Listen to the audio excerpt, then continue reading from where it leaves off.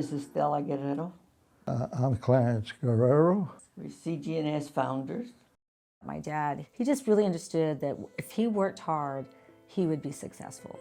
He would make a lot of money, he would provide for his family. And really that was the foundation of taking Clarence Guerrero and Sons to CG&S and bringing it to a level where other people could take it and move forward with it.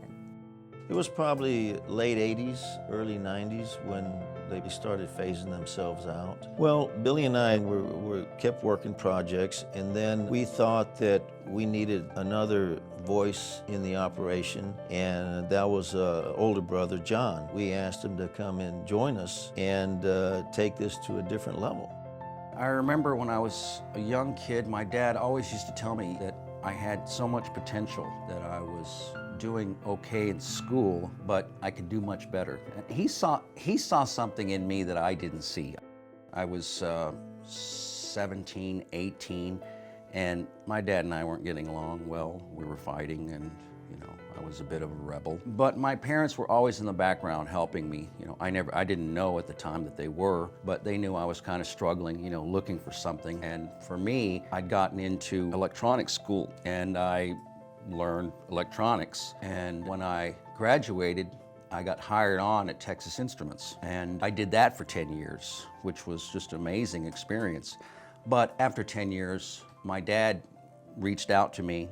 I think he realized that he wasn't going to be doing this forever. And so he took a chance and asked me if I would quit Texas Instruments, go to college, get a degree, and then come and run the company. So I went to St. Ed's and got a 4-year degree in business management. When I got my degree, I jumped in full speed ahead into working with my mother to modernize the company. One of the first things that we did was to create an identity for the company. We had company shirts, we had company trucks, we had a signature logo, we had the look and feel of a big company based on what I saw other companies were doing in the industry. We were big parts of the organization. Everybody had a title that was important, and they did their jobs well. Thomas ran the crews, and Billy ran the estimating at the time, and we had regular meetings, and we had sales training, we had all kinds of things. It was just a great experience.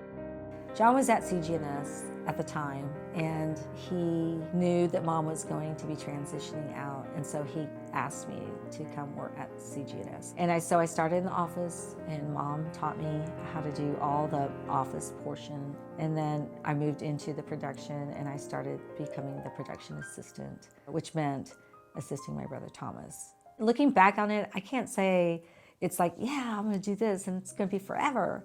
I didn't, but I was completely willing to learn whatever it took to do the job. And I didn't know much. And so I just, whatever I needed to learn, I learned. We met one summer, the summer we turned 16. We both got jobs at HEB. We were sackers. And then every summer we would come back to work at HEB, and so we would re-meet each other every summer. But Stewart had gone off to college, and so he started writing me letters and saying funny things. And so the summer that I graduated and started school the following year, he came back again, and then that's really when we started dating. We got married in August of 1983, so that was the year that Stewart graduated.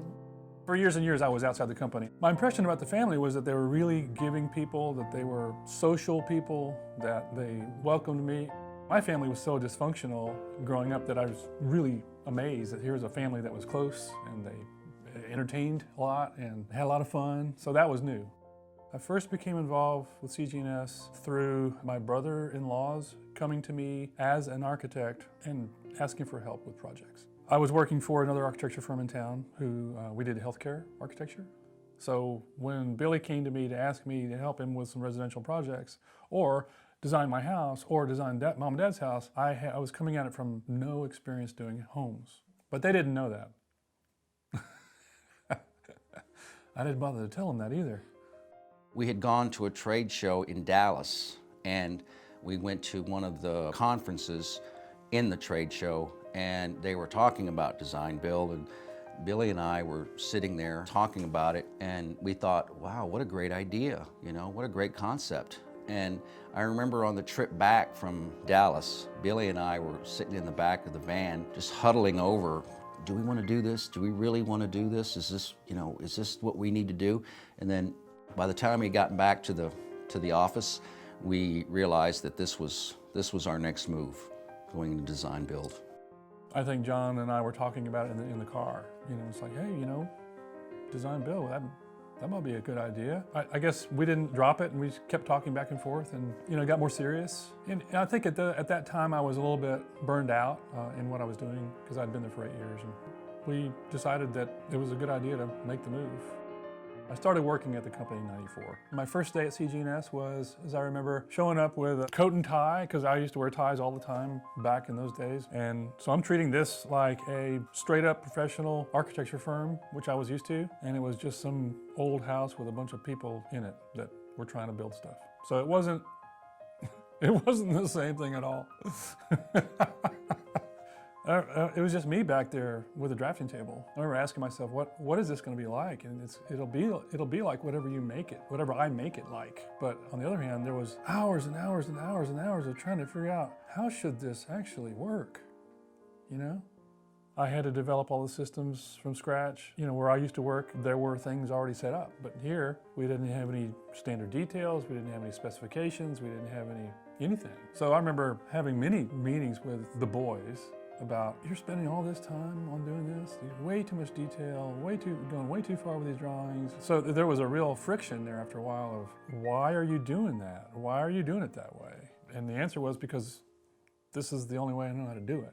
There was no profit in that. I mean, there were years of just, they were paying my salary, but I wasn't paying for myself. And that eventually became a real sort of a pain point, really. So there was a lot of doubt. The reality was that we had to work harder to make the customer understand that it was in their best interest to go with DesignBuild in the first place. Because up until then, DesignBuild was virtually brand new, and people didn't trust it. It wasn't an easy transition. It was a difficult transition, because there were times where design was just behind, because sales were doing very well and they were rapid. So there was a lot of times where design may have not been developed all the way, that I pretty much ran with it regardless and built as I see it should have been designed, along with Stewart's help. So he may not have been able to draw them up as quick, but we collaborated and worked out the details. Well, we had been having some problems. My relationship with Thomas and Billy was starting to fragment. Thomas and Billy have very, very strong opinions of how things needed to be done and said, and they clashed a lot. And many times I found myself in the middle, trying to keep the peace. And that happened just so many times that I started taking my eye off the ball, if you will. And that was a scary time, because Thomas and Billy, they could see that I wasn't really happy anymore because of the turmoil that had been going on between us. And so I left the company in 1998. It was early 2000s, and I just felt that I needed to move on from CG&S. I felt that it was in good hands. I just wanted to move on and start my own company.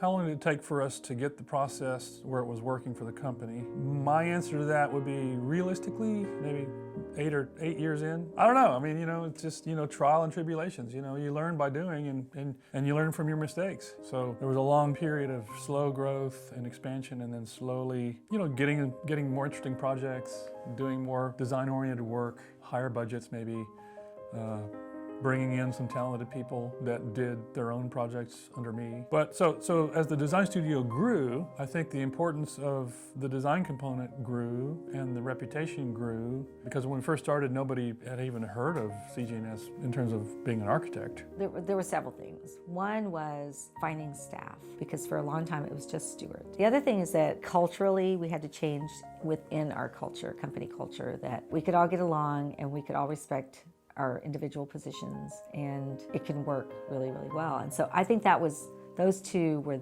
the biggest struggles. I think that design build sounds awesome. You design, you build, right? It's just that the path to get there is just so important, and it's difficult, kind of, because although every step it takes to get to from a design to construction. There's so many variables that are not, and no one has any true control over them.